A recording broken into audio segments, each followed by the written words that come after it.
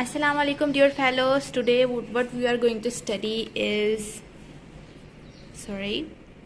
air pollution. Alright, we are going to study today is about air pollution. Now let's talk about air pollution. Air pollution is any pollutant. Let's first discuss what is a pollutant. Now a pollutant is something which pollutes or which disturb the natural phenomena.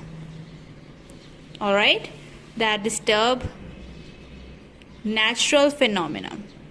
It could be anything. It could be an air pollutant, it could be a water pollutant that disturb the natural phenomena of water, or it could be an air pollutant that disturb the nature, the pureness of air. Alright, so the pollutant that pollutes air is called, and we're going to study about this phenomena, and this phenomena is called air pollution.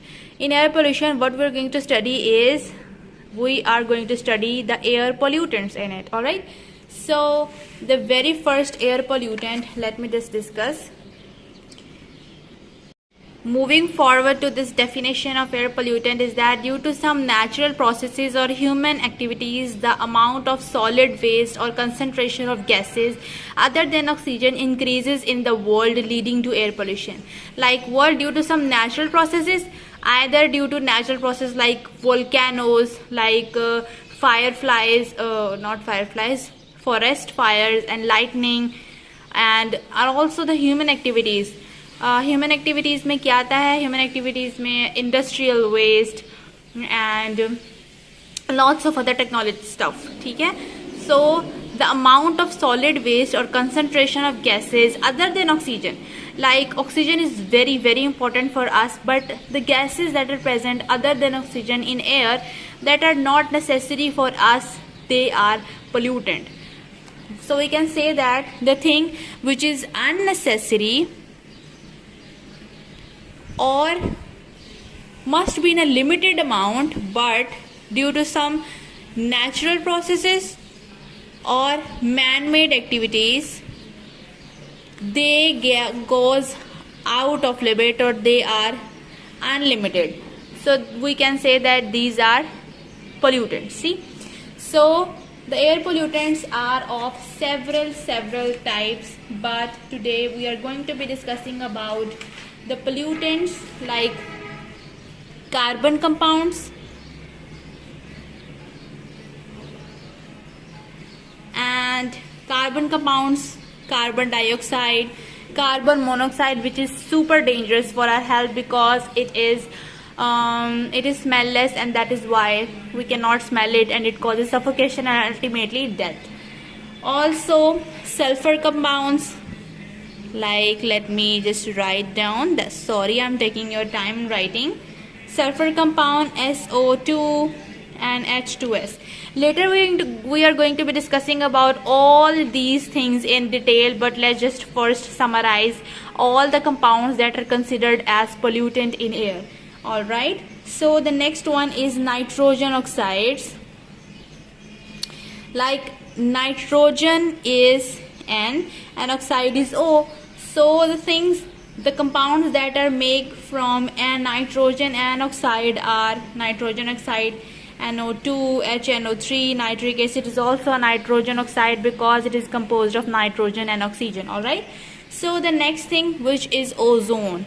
Now you guys are shocked about ozone, like ozone is a protective layer, but it is a protective layer only in troposphere or stratosphere. But when it comes in direct contact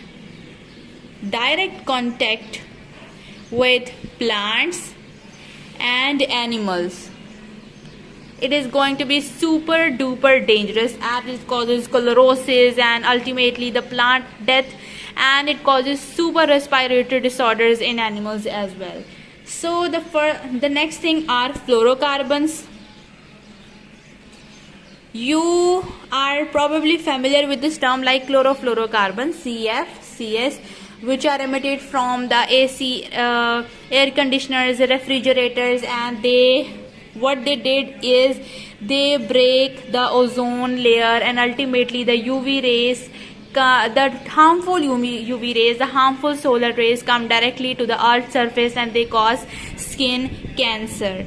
So they themselves not only diffuse into the ozone layer and then delete their particles, but they react with oxygen and generate chlorine molecules, and these chlorine molecules react with 1000 molecules of ozone. Ozone is O3. So when they combine with ozone, they release oxygen. Oxygen is very good for earth, for ourselves, but there is a depletion of ozone in that layer, because what chlorine does, chlorine react with this ozone. Thousands and millions of ozone molecules, one chlorine molecule react thousands and millions of ozone molecule and convert themselves into oxygen with the depletion of ozone, and that is why skin cancer is super duper common in such areas. The next thing is hydrocarbons.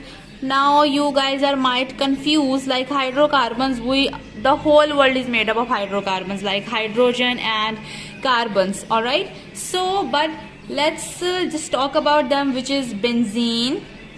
Like we have studied the ozone advantages and disadvantages. Anything in this world that due to human activities or either due to natural processes can be advantageous or disadvantageous, all right? Can have advantages and disadvantages as well.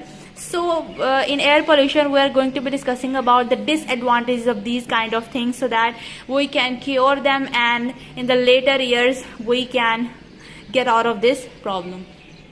The next air pollutant are metals. Some air pollutants are of gaseous and some air pollutants are in particle form, all right? So I am going to be listing the air pollutants of almost all types. Metals include lead, nickel, arsenic, beryllium. Later we are going to be discussing about each adverse effects, all right? The next thing is photochemical products, in which photochemical smoke is super common. Like for example, olefins, aldehydes. They have advantages, but in today's lecture or in the upcoming lectures we are going to be discussing about their disadvantages. The next two are particulate matter. Like particulate matter involves those pollutants that are not in gaseous form. For example, fly ash, dust particles, and SPM. Later we are going to be discussing about this as well. And the last one is toxicants, all right? So here I have discussed probably about the air pollution term and also their types. They could be of gaseous pollutants or there could be of particulate, and we have listed all the air pollutants down below. These are the major categories. Later where we discuss about the major categories plus their subcategories. Okay, till then stay positive. Allah Hafiz.